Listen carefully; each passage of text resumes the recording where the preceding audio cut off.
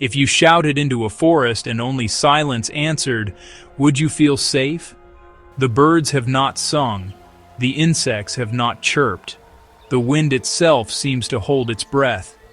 You stand alone, your voice swallowed by an unnatural stillness, not peaceful, but tense, hiding from you, or from something else. This is the silence that greets us every time we turn our telescopes to the stars and listen. We have been shouting for decades, radio signals, messages of hello, carrying our hopes. Yet the cosmos remains profoundly, unnervingly quiet. The silence is not an absence, it is an answer. The universe is listening, and it chooses not to reply.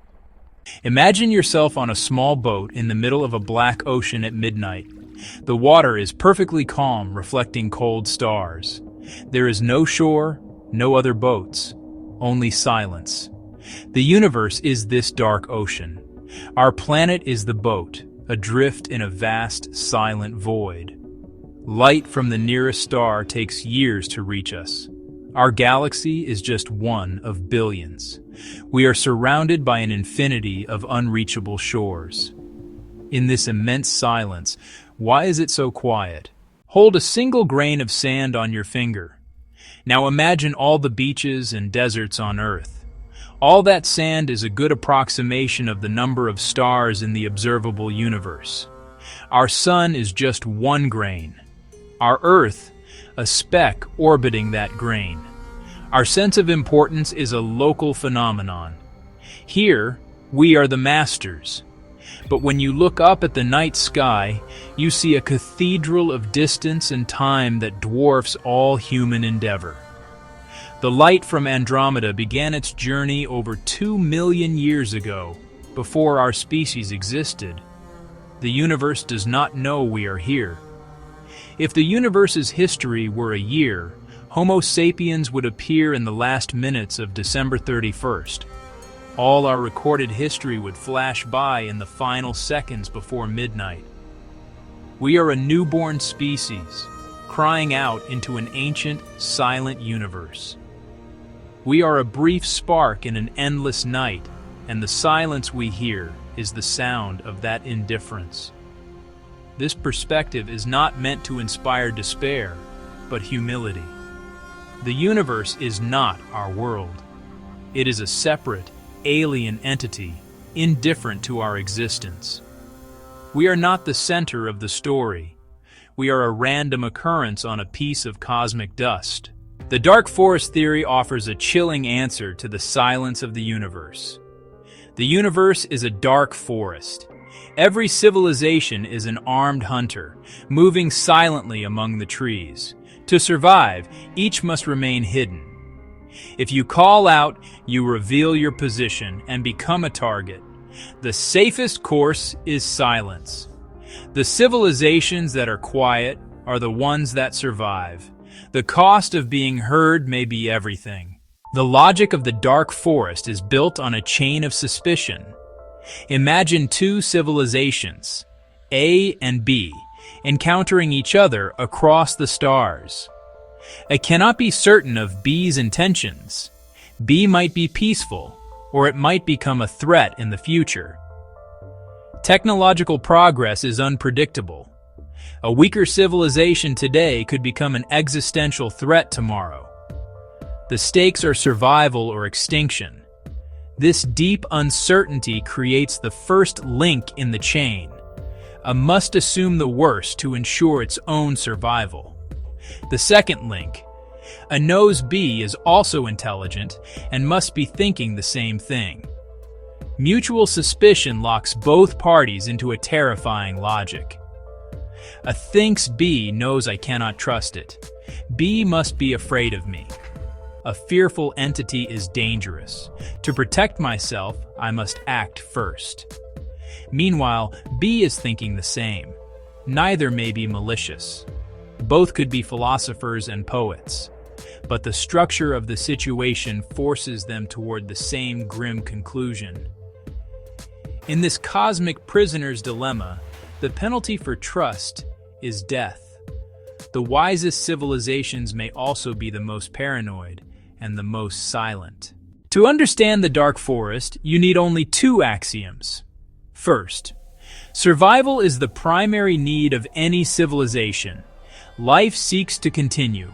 A civilization that does not prioritize survival will be replaced by one that does.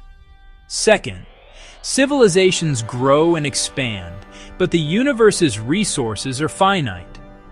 Sooner or later, the needs of one civilization will conflict with another.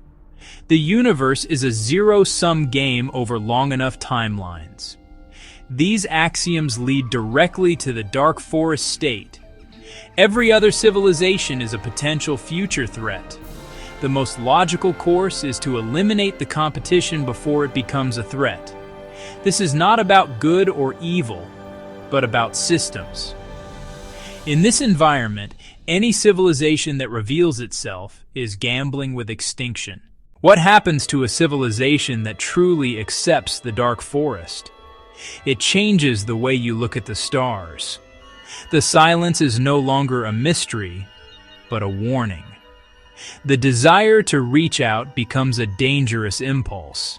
Humanity faces a choice.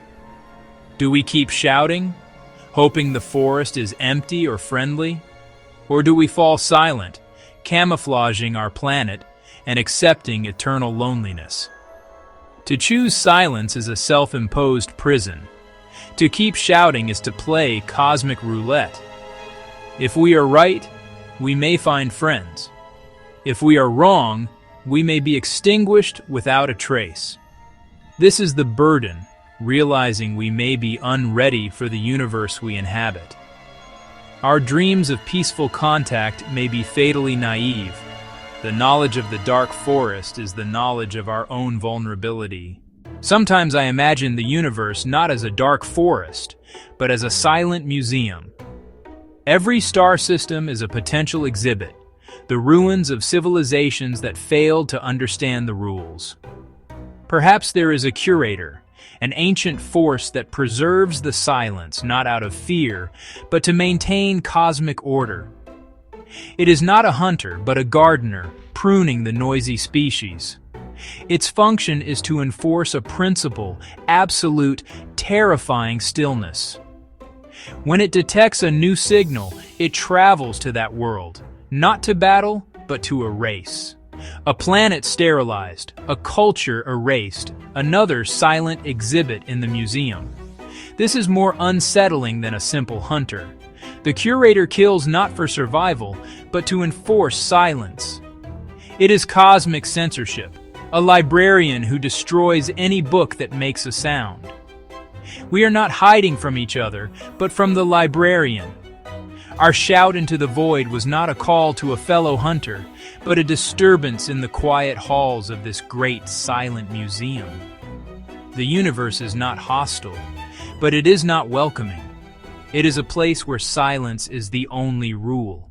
We stand on the shore of the cosmic ocean, our message in a bottle drifting into the darkness.